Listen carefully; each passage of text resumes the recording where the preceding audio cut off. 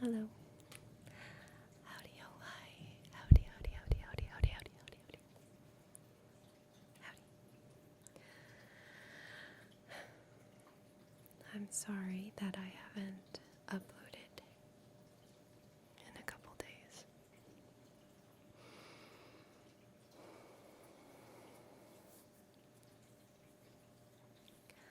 But, well, I had saw this cute little book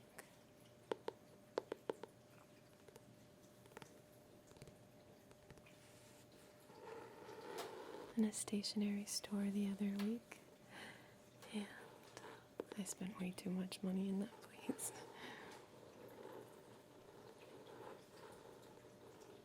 And I thought this would be good for me. And I was gonna sit down tonight and read it. It's raining. Kind of thundering as well.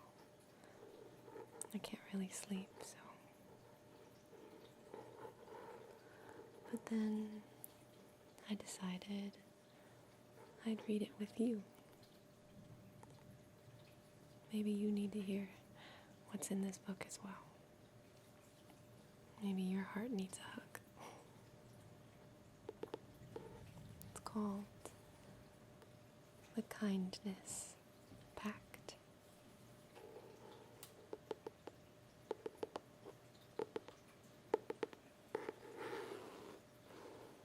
I actually hope you can hear the rain a bit.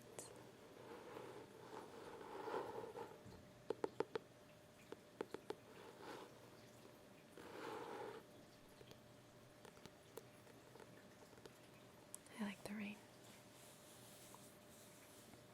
Not so much in Australia because it's like a humid, hot rain, but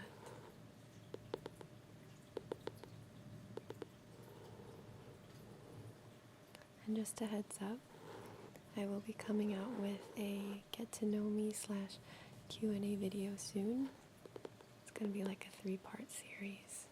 But the first one I'm just going to be answering common questions and telling a little bit about myself.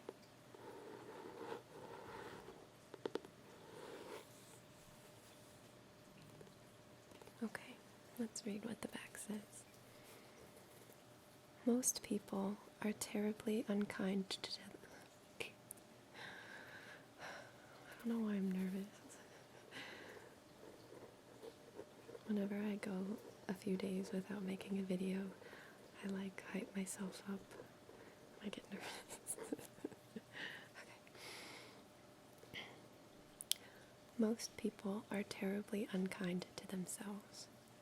They make harsh judgments, engage in endless self-criticism, and are unforgiving of even the smallest of failings, and then wonder why they don't feel so great about themselves.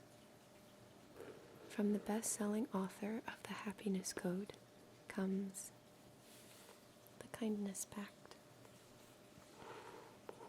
The Kindness Pact.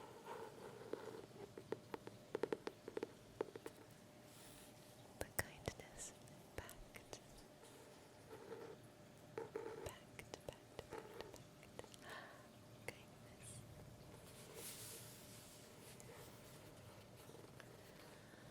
The answer to feeling good about who you are and the life you live. Its 8 promises will show you how to be as kind to yourself as you are to the other important people in your life. When you keep the pact, you will build your confidence, nurture your self-esteem, and have more energy to do what you want to do and be who you want to be.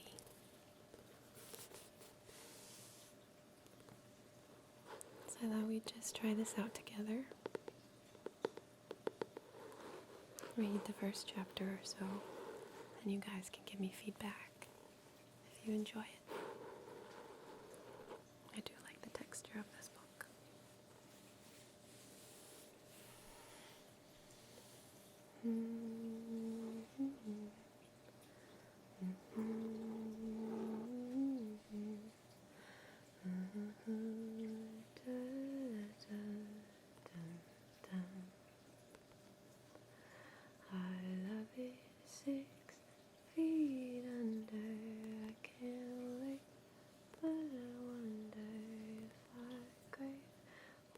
Swallowed by the rain.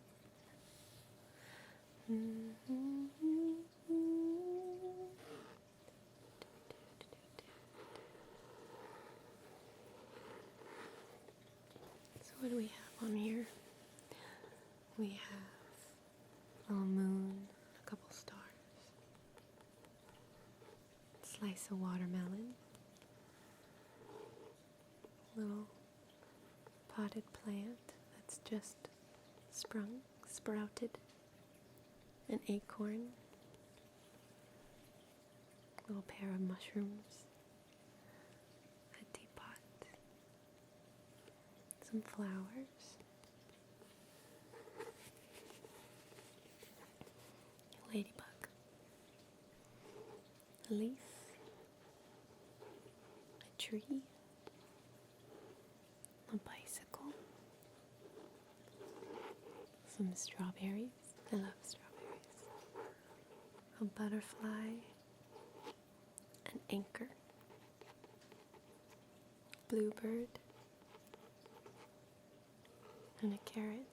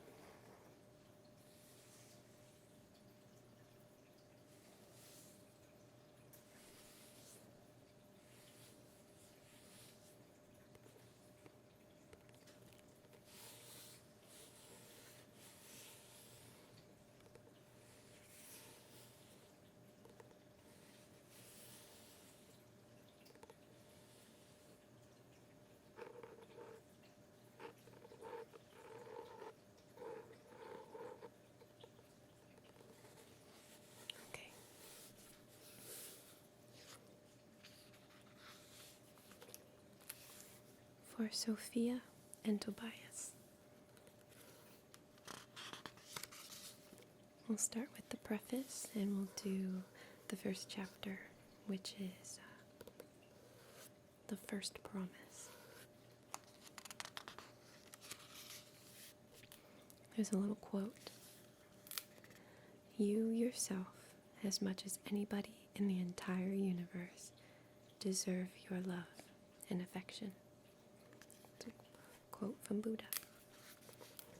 Okay. Have you ever wondered why some people seem to breeze through life, enjoying themselves and taking everything in their stride, and yet others spend all their time worrying about this and agonizing over that? Why does self-confidence come so easily to some people? And how can you make sure it comes easily to you, to us? Confidence comes from within. I don't know if that's focusing right. I'm using my old camera because my new one is acting up already. Okay. So many people are looking outside themselves for ways to feel good on the inside. They think self-confidence will come from doing this, having that, or looking a certain way. The reality is, although they are the only person who can build their confidence up, the way they think and act is doing nothing but tearing it down. The first seeds for this book were planted a few years ago when I was walking in the park and observed a scent that left me feeling quite uncomfortable. A young boy of perhaps 6 or 7 had climbed a tree and gone beyond the height he was confident to get back down from.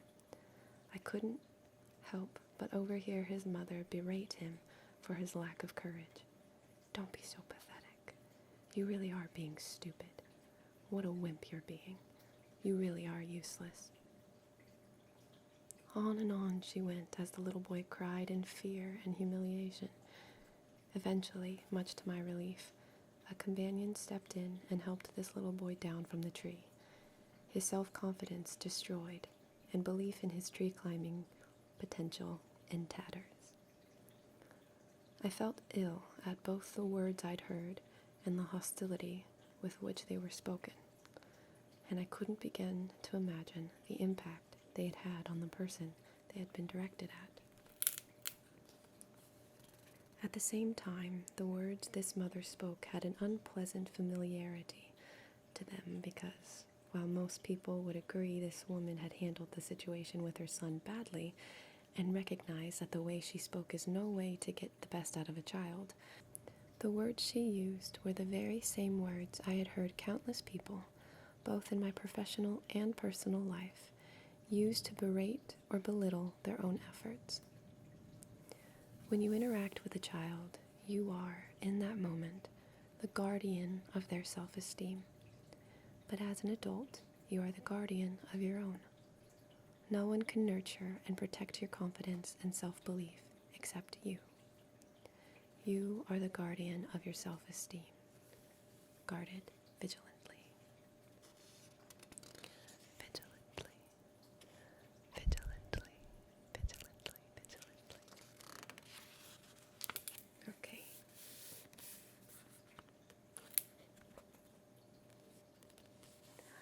Introducing the 8 promises.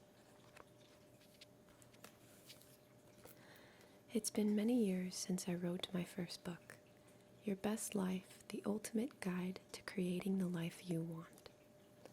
While I'm still very proud of it, and I think it's the perfect guide to getting what you want from life, over the years I've realized that there is something just as important as, if not more important than, achieving your goals. Feeling good about yourself regardless. Feeling good about who you are and the life you live shouldn't depend on a specific outcome. Yet all too often I hear people put themselves down or beat themselves up because they haven't done this or that. Your confidence shouldn't be dependent on the goals you've achieved, nor should it be dependent on the feedback you get from others, your dress size, or the amount in your bank account. Building and maintaining your confidence and self-worth is something that has to come from within. And yet the truth is, most people are terribly unkind to themselves. They make harsh judgments, engage in endless self-criticism, and are unforgiving of even the smallest of failings, and then wonder why they don't feel so great about themselves. And that was on the back. At the same time, these people are often loving and kind parents, generous and encouraging friends, and supportive and committed colleagues. They give everyone else their best, only to give themselves their worst. When I share this observation with people, the first thing they invariably try to do is explain why their self-criticism or negative self-talk is valid. Catching themselves in this act of confidence sabotage, the penny slowly drops. But if your self-confidence isn't based on what you've got or what you've done, how do you build and maintain it? The answer is deceptively simple. Make the commitment to treat yourself with the same kindness you show the other important people in your life. The key to feeling good about who you are and the life you live is built on this pact. The 8 promises. Each chapter of this book represents a different promise and explains the role it plays in building and maintaining your confidence and self-belief. The first promise: accept your imperfections. I am perfectly imperfect.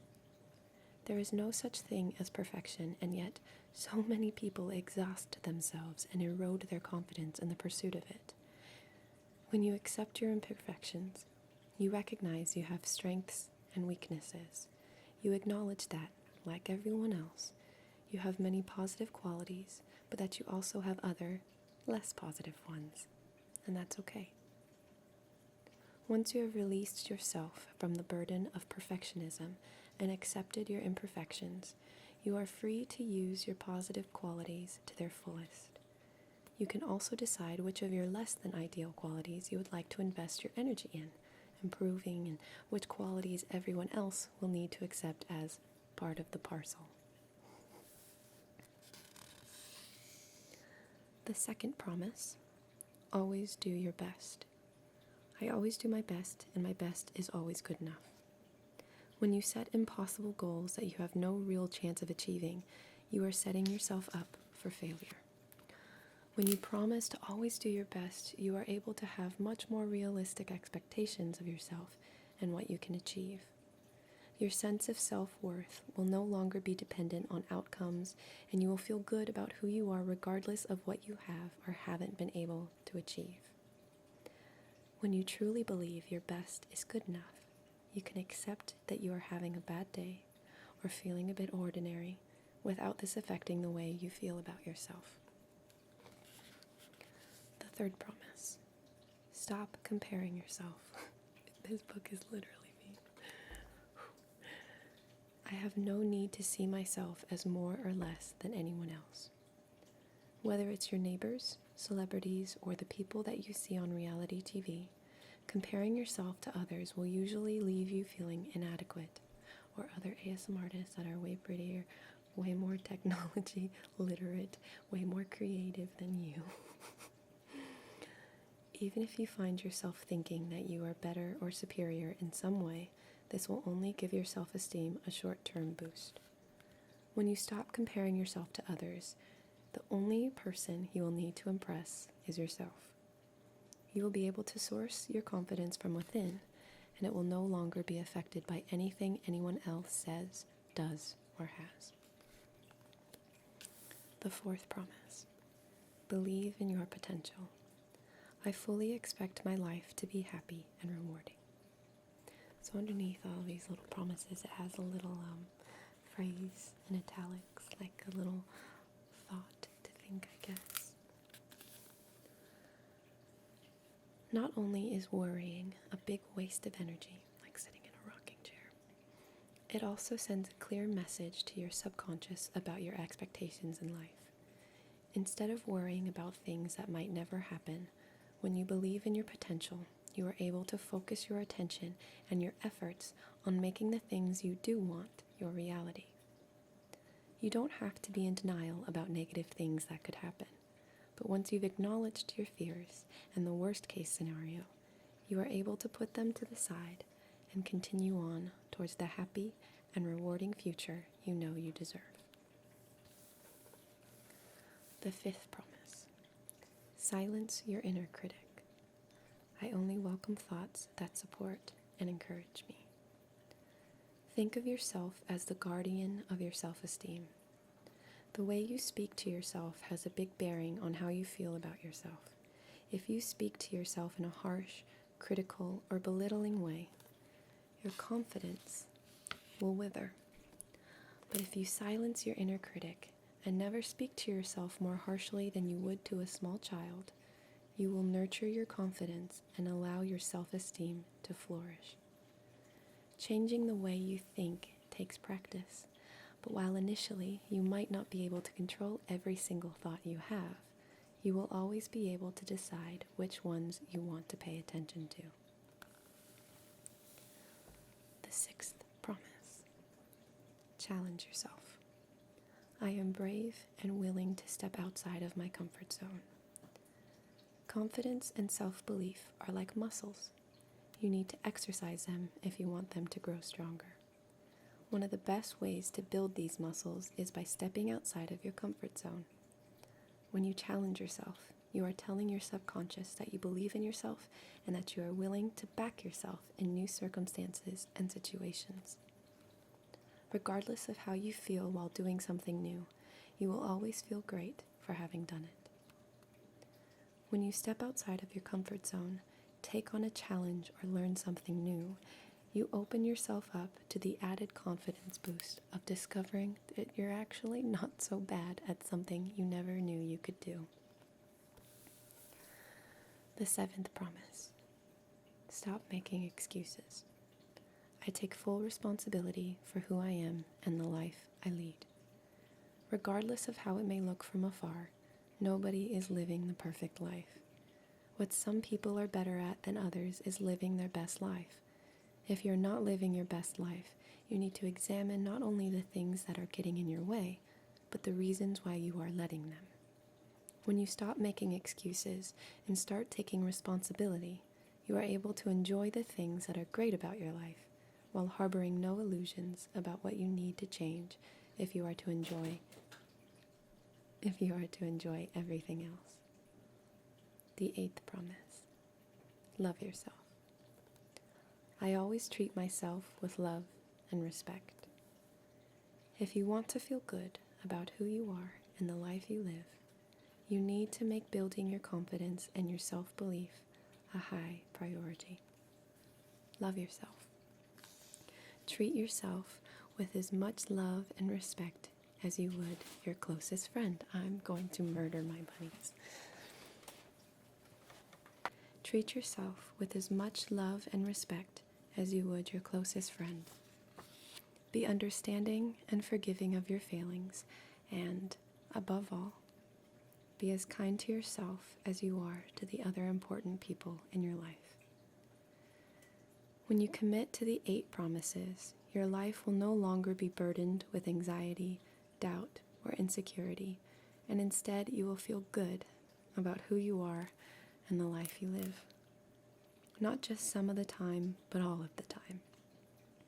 If you would like to learn even more about the 8 promises and how to change the way you feel about who you are and the life you live, you can download the Kindness Pact workbook, full of exercises, ideas, and inspiration. That might be cool. So there's a little intro to what this book is about. You guys let me know if you want to make a little series with it. Yeah.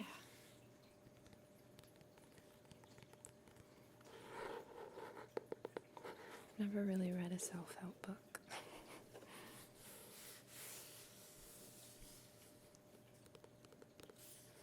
Seems like I need to take notes though. Alright. Well, my bunny is stretching up, trying to cuddle with me. Hello, babies. Hi, babies. So I'm gonna go. Hopefully you can get some sleep. I'll see you later.